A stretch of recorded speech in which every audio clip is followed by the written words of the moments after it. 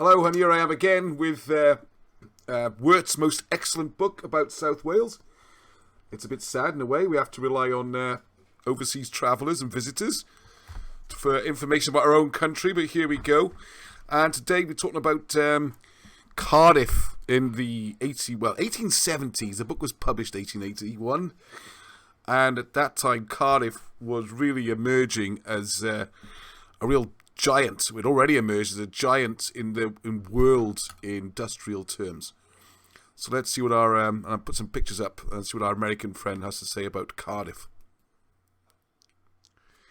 Cardiff, the handsome seaport town which sits at the mouth of the Taff, does not owe its importance to the ancient ruins which besprinkle Glamorganshire, but to the fact that the county is the greatest coal centre of the British Empire. To iron and coal, Great Britain chiefly ascribes its grandeur among nations, and from Glamorganshire it draws vast quantities of these. The deposits are deemed well nigh inexhaustible. Cardiff is but an outlet for this wealth, and is not, as some suppose, a smoky and sooty sort of Pittsburgh, Pennsylvania. It is clean, handsome, with broad streets and fine edifices, and a clear blue sky overhead. From the collieries and ironworks of the mountain towns on the Taff, by railway and canal, the mineral treasures of Glamorganshire are brought down to Cardiff and shipped upon salt water. As regards its relations with American shipping, Cardiff is the second biggest seaport town in Great Britain, the first being Liverpool. A greater number of American ships yearly arrive at and sail from Cardiff than from London. It is only within the last 40 years that Cardiff has assumed this importance, and it is barely 100 years, a bagatelle in the history of Cardiff, though a somewhat important period of time in American eyes, since it was a small town with no better means of communication than the mining regions than donkey power. It was customary for women and boys to drive into port mules laden with coal in bags, and iron came down from the hills in scanty wagon loads.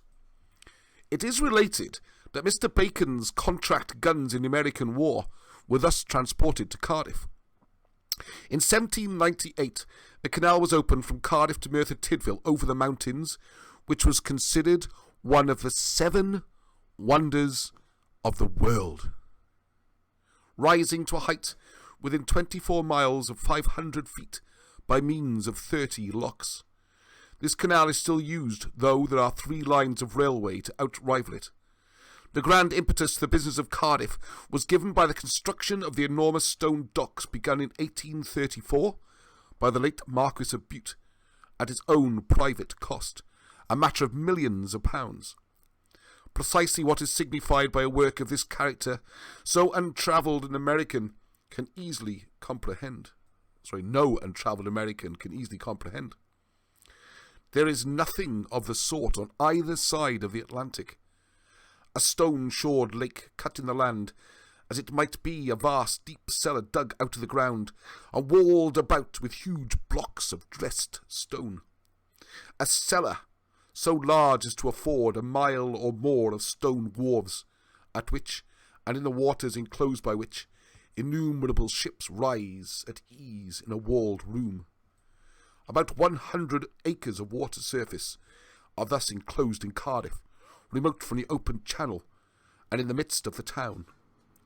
No storm that ever raged could ruffle to anger the placid bosom of this stone-shored lake, or combination of lakes.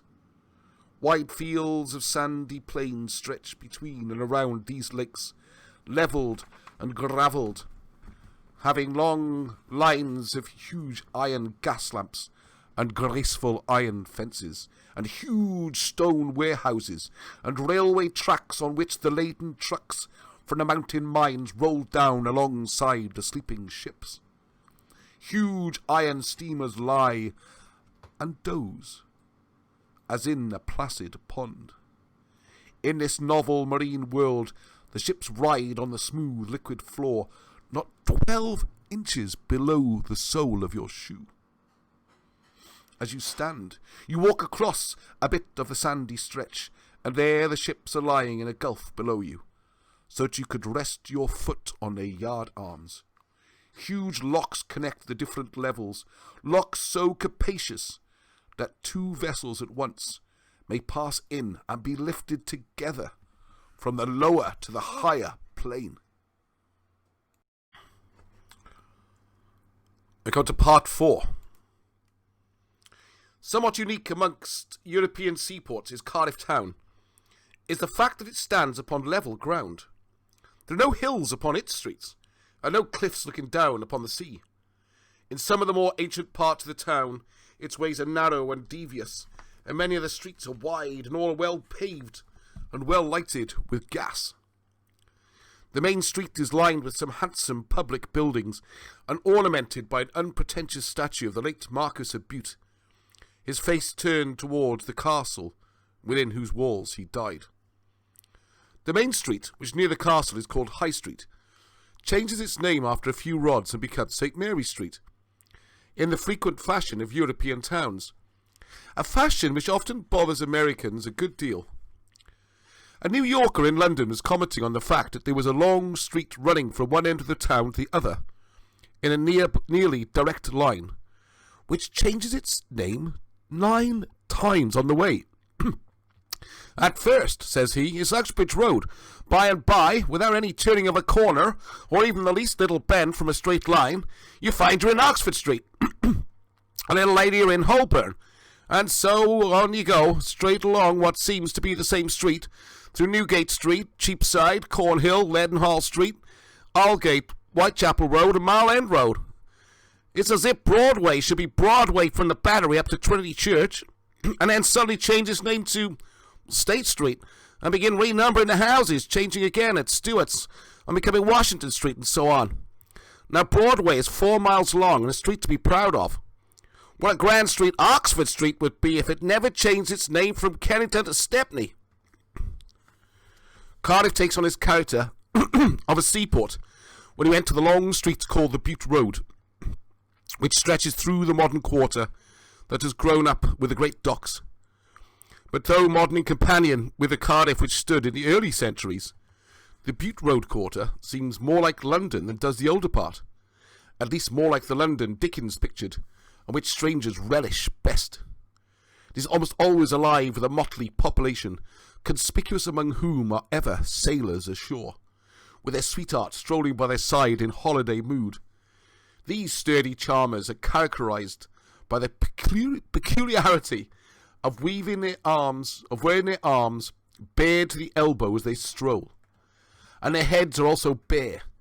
Their manners are somewhat free, and it is to be feared that their morals are not always of the best, nor is their beauty great. But Jack ashore is not hard to please. On all hands are the evidence that Jack is the favourite customer in the Bute Road. Sol-gills-like shops for nautical instruments abound. Captain Cutlish charts of far-off seas are seen in frequent windows. Dealers in shop clothing and pawnbrokers with motley wares are on every hand.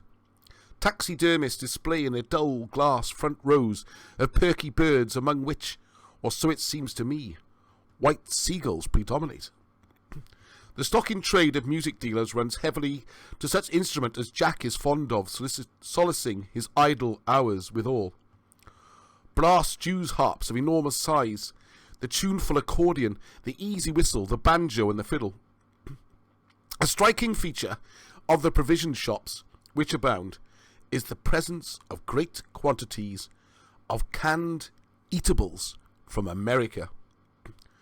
Canned succotash from Boston, salmon from Oregon, oysters from Baltimore, beef from Texas, peaches from Delaware are here in such profusion that I commented on the fact to a brawny John Bull behind his piled-up wares. "Oh, yes, sir," he answered heartily. "We couldn't get on without the Americans," adding after a moment, "nor they without us," a sentiment which I cordially endorsed. The canned fruits and vegetables are sold here at a price in many cases lower than the like can be bought fresh in the market, and in many cases too, are better than the fresh fruits and vegetables. American peaches, for example, have no peer among English fruits, except those which are reared with a sedulous care which makes them very costly. The canned peaches, and indeed all the canned or tinned, as the English like to say, edibles from America, are sold by retail here at a price actually lower than in New York. The uptown and downtown quarters of Cardiff favour each other amiably in matters of trade. Each quarter has its half holiday per week, but while the uptown haberdashers, mercers, etc. close their shops for a half holiday on the Wednesday, the downtowners select for the same purpose the Saturday, so that all parties are satisfied. Cardiff is in advance of many European towns, to the extent of having its line of horse cars running from end to end of the town, and a very popular institution it is, reducing the profits of the cabbies greatly.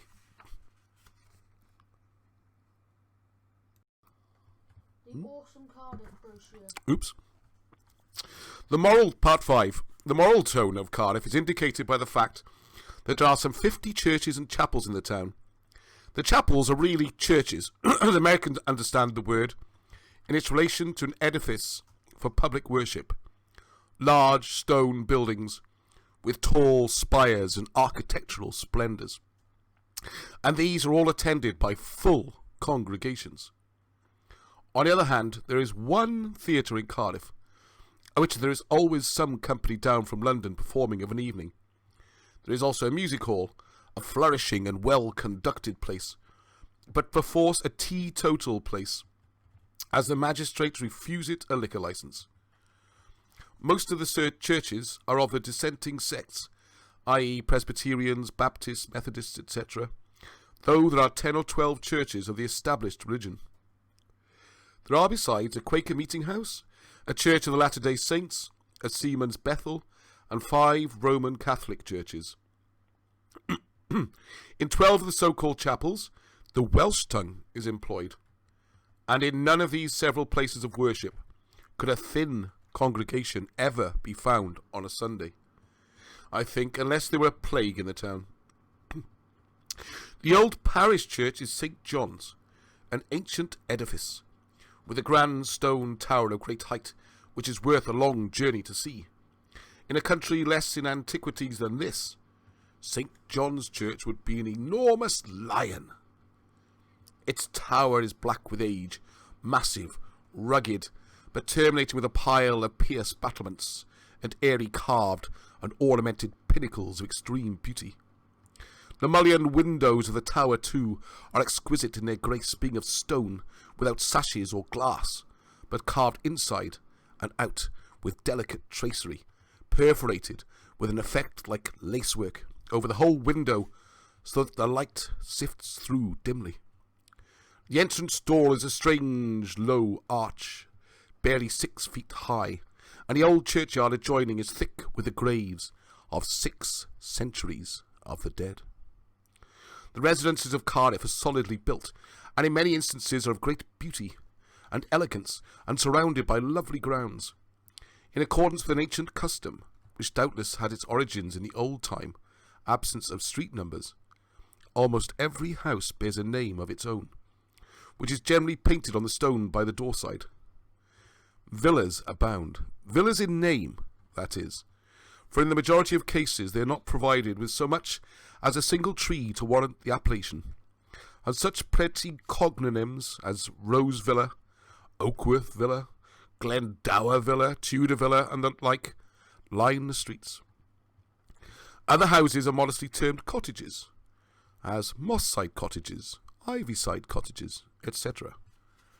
An American gentleman who was for many years a resident here, and the only American dwelling in Cardiff except the United States consul, had a row of cottages named after the presidents from Washington to Fillmore. His ambition was to build 4 more, so that he might be able to name the last one Grant Cottage. The cottages of Cardiff are built of stone.